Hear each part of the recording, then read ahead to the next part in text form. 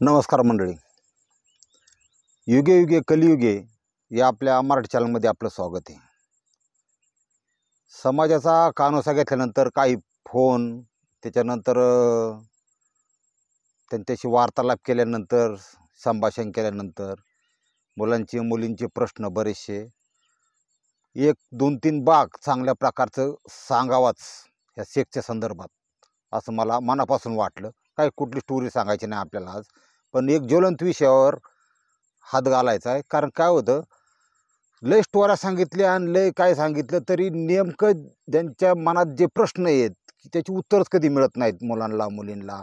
आणि काहींचं अक्षरशः सांगतो, लग्न झाल्यात, पोरं लग्नाला आल्यात तरी सेक्स कसा आहे त्यांना कळलं नाही. मग ते म्हणतात पोरं झालीच कशी. तसं नसतं. पोरं होण्याचा आणि ओरिजिनल सेक्स कसा असतो याचा काही एक संबंध नाही, तुम्हाला सांगतो. ती फार वेगळी प्रक्रिया आहे. आता थोडंसं पद्धतशीरपणे एका मुद्द्याकडे आपण जाऊ. मला समाजात टॅबू कशाला म्हणतात माहिती आहे का? एक असं टॅबू म्हणतात बघा, म्हणजे त्या विषयावर बोलायचंच नाही, गप. आणि ते आपल्या आजोबा पंजोबांनी बापाला सांगितलं, बापाने लेकाला सांगितलं, समाजाने सांगितलं, सेक्स ह्या विषयावर बोलायचंच नाही. ती लय गंभीर गोष्ट आहे. कोणाचं लफड्याचं जर असलं, कोणाचं काही लफडं अनैतिक संबंध, त्याचा विषय असा चघळून, पण ऑलरेडी सेक्स कसा आहे काय ह्याच्याबद्दल न बोलल्यामुळं ही जी नवीन तरुण पिढी वयानुसार वय वाढणार, मासिक पाळी मुलींना चालू होणार किंवा वीर्य तयार होणार पुरुषाच्या शरीरात मुलांच्या, ह्या सगळ्या सिस्टीमला मुलं मुली ही सामोरं जातात. त्यांना फार मानसिक त्रास होतो, फार दडपण असतं. आणि सगळ्यात म्हणजे त्यांना कुतूहल भयंकर असतं की नेमकं काय आहे, कसं आहे, नाही का. ह्यामुळं तुम्हाला सांगतो सुद्धा गुन्हेगारी भयंकर वाढलेली आहे. आज अशा पण मुली आहेत की 14 वर्षाच्या मुलीने मला फोन केला की मी गेले 1 वर्षापासून शारीरिक फिजिकल रिलेशनमध्ये आहे म्हणली. मी 14व्या वर्षी. ठीक आहे, मुलगा बी तसाच असेल त्यांच्या वर्गातला किंवा काय.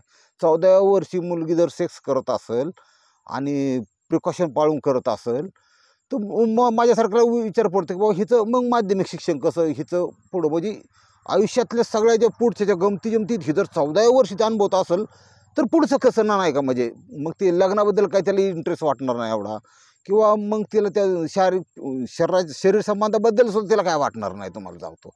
मेंटली डिस्टर्ब होईल असं मला एक हे वाटतं. ती दुसरी गोष्ट तुम्हाला सांगतो, आता हे जे स्त्री पुरुष संबंध आहेत ना, बऱ्याच लोकांना पुरुषांना आपल्या बायकोला, आपल्या पत्नीला हे अक्षरशः सांभाळून घेता येत नाही.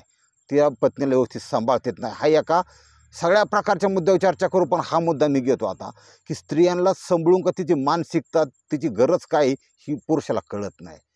शेतकरी असेल तर याला गाया घ्यायच्या कळत्यात, इकायच्या कळत्यात, गाया लावायच्या कळत्यात, याला कांदा कसा काढायचा कळतो, ह्याला ऊस कसा काढायचा कळतो, सगळं फार डीपमध्ये. शेत पाण्यातून सोडते, ठिबकमधून सोड, ठीक आहे, मान्य आहे. पण तू जर ह्याच गोष्टीत कसा घरच्या गोष्टीत जर परिपूर्ण नसला तर अचानक ह्याला पप्याची आई पळून गेली म्हणतात. कसं काय गेली बो? पप्याची आई पळून जाणार कारण पप्याच्या आईच्या हातात आता मोबाईल आहे. जी जर कानात घातलं तर नवऱ्याला शेजारी बसल्या बसल्या कळत नाही ती काय बघत. लय अवघड चाललंय जगाचं. त्याच्यामुळं थोडंसं लक्ष द्या, थोडंसं तुमच्याच काही घटना घडू नये, गुन्हेगारी होऊ नये म्हणून याच्याकडे लक्ष द्या. पुरुषांचं असं चुकतं, तू गृहीत धरून चालतो बायकोला.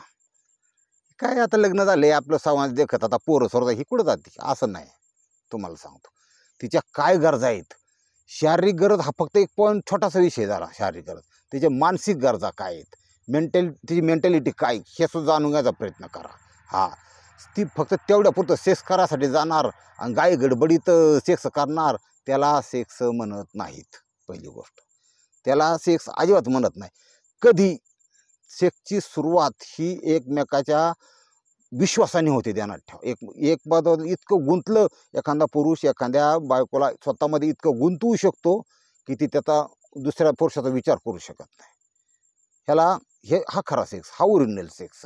तुम्हाला सांगतो, एखाद्याचा सेक्स झालाय, कधी त्या पत्नीला आपल्या जवळ घेतली का त्यांनी? सेक्स झाल्यानंतरचा विषय सांगतो तुम्हाला. घेतली का? तिच्या डोक्यावरून हात फिरवला का? तिला कधी असं म्हणलंय का की बा तू, मला एक असं वाटतं, आता थोडं अक्कल डोकं बी पाहिजे माणसाला. मला एक असं वाटतं, तू तुझा देह, तू तुझं सर्वस्व तुझ्या आईवडिलांना सोडून माझ्याकडं आली, लग्न केलं, तू मला पूर्णपणे अर्पण केली, मी तुझा आभारी आहे. मानला का कधी आभार तुम्ही? इकडं बाहेर फिरताना एखाद्याला चुकून दाखा जरी लागला तरी त्याच्या पाया पाडणार, एखाद्या सॉरी म्हणणार, तिथं लय लपून राहतात, तिथं सगळ्या फॉर्मॅलिटीज पाळणार ते व्यवस्थित. पण स्वतःच्या बायकोच्या बाबतीत हे बावळाट, त्याला काय करणार, अक्कल नाही, त्याला अंगात शिव्या घालणार, दुनिया घालणार. हे जर तुम्ही इथून पाठीमागं गेला विषय, इथून पुढच्या काळात ही जर पद्धत वापरत असाल तर तुम्हाला त्याचं रिॲक्शन मिळणार आहे. प्रतिध्वनी म्हणतात त्याला. तुम्ही शिव्या दे, तुम्ही हाणमार करा, काय करा, तुम्हाला बघायला मिळेल. बायको गेली पळून, हा एकटाच मरुस्तवर रणकारा, हा त्याला इलाज नाही महाराज. ही असं होणार आहे. त्याच्यामुळं बायकोला मेंटली, मानसिकदृष्ट्या त्याच्याशी गोड बोलणं, हे असं, याचा अर्थ असा नाही की डोक्यावर बसत नाही, काय नाही, काय नाही. तुम्ही तुमच्या संवादाद्वारे, तुम्ही तुमच्या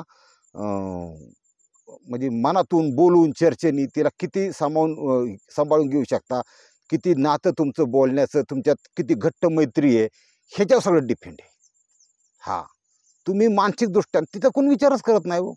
आणि ती हानमार करा, काय करा, शिव्या घाला, दुनिया घाला, तर मायाला पाठवा, नका भाऊ पाठवू, डांगराडंगरीचं ऐकून त्याला त्रास द्या, काय करा, काही करा.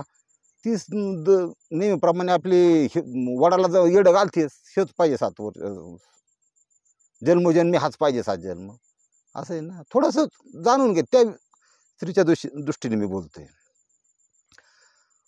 समाजात सध्या पॉर्न पाहून भयंकर प्रमाण वाढलेलं आहे.